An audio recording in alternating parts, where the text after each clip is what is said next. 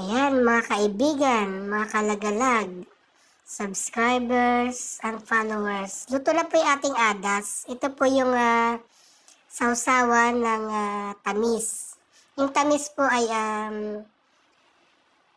Afghanistan or Pakistan bread.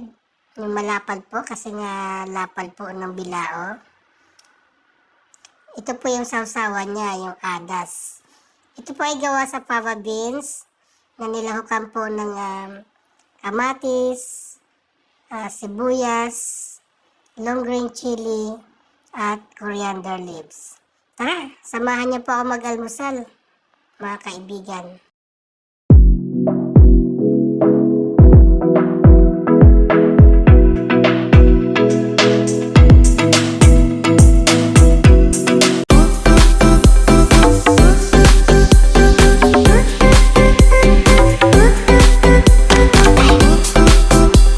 Good morning mga kaibigan. Tara labas po tayo. Tapon tayo basura.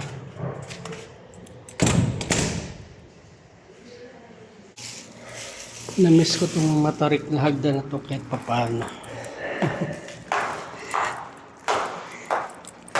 Sa bagay magaan lang naman yung bit-bit kong basura. Kahit papaano napakatarik pa. Yan o.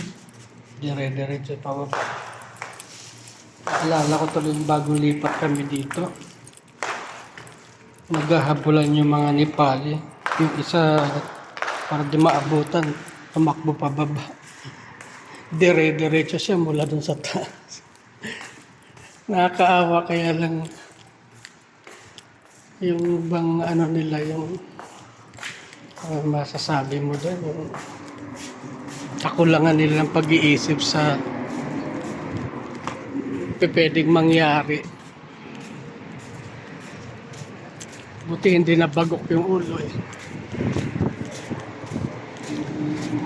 So ayan yung ulat panahon natin yung umaga. Maulap pa rin. Ayan yung haring araw nakatago sa likod.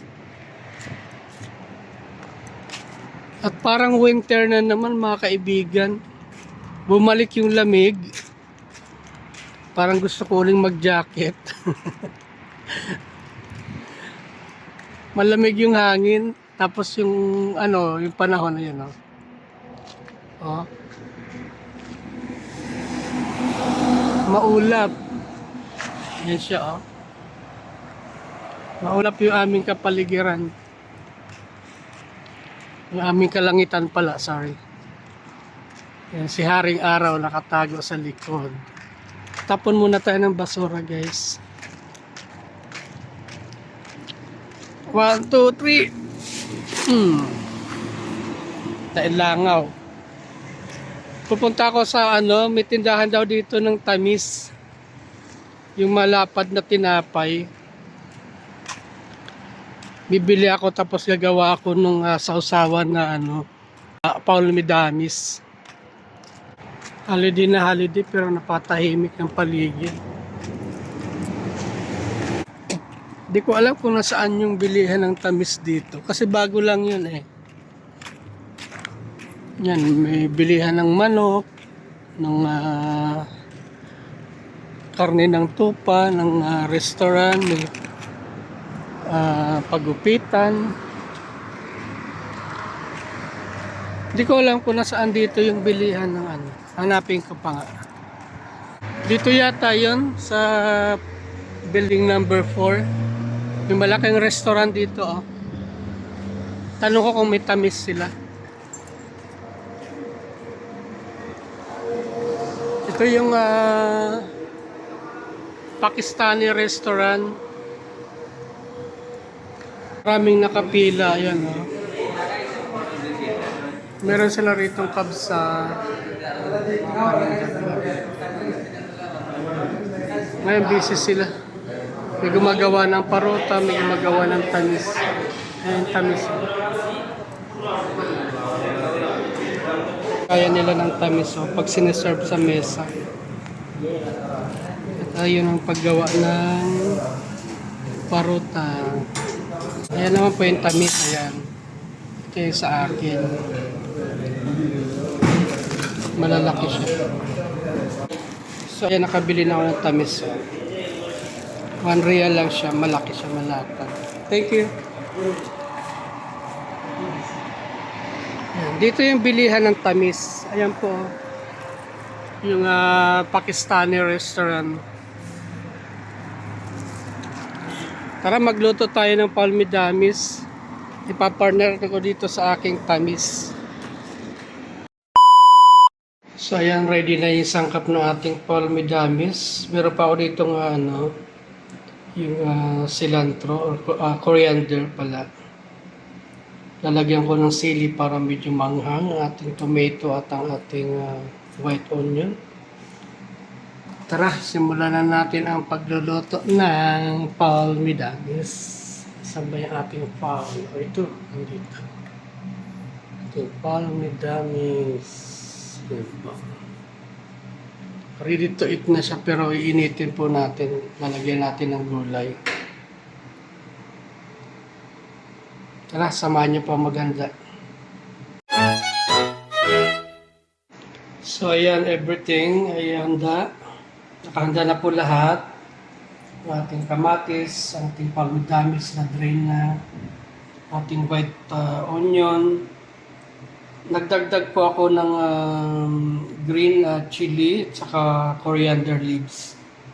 So tara, simulan na po natin yung ating paghahanda ng ating pagluluto, ng ating palmidamis. So, naglagay po ako ng konting mantika kasi gusto kong isang kotsa itong green chili para mabango po yung ating palmidamis.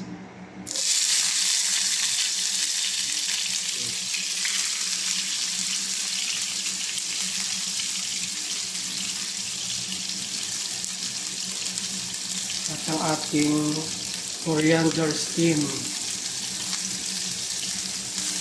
Yan po yung purpose niya para magisa ko siya bago ilagay yung foil.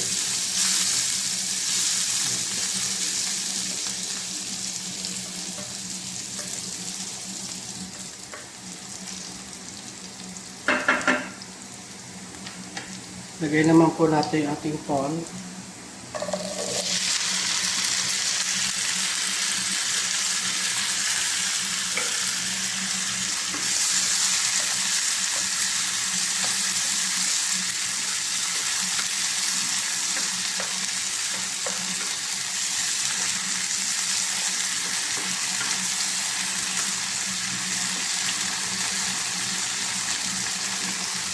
Kaya po natin magisa ng bahagya.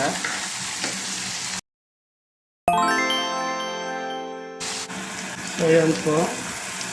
Medyo dry na rin. Lalagyan na po natin ating tomato.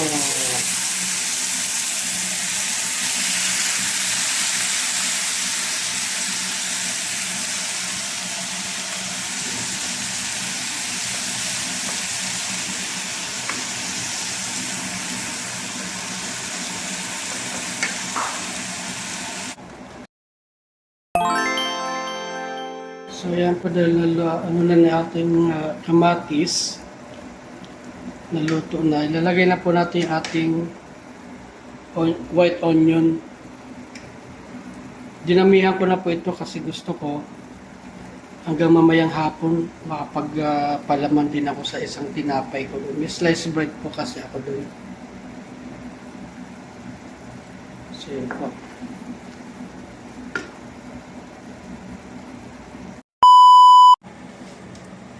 So, ayan, after almost 5 minutes, yan na po yung kinalabasan ng ating palmidamis.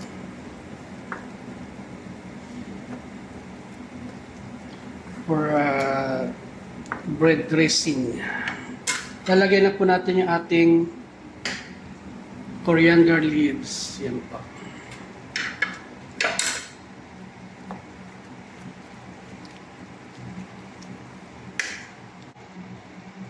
So ayan, ready na po.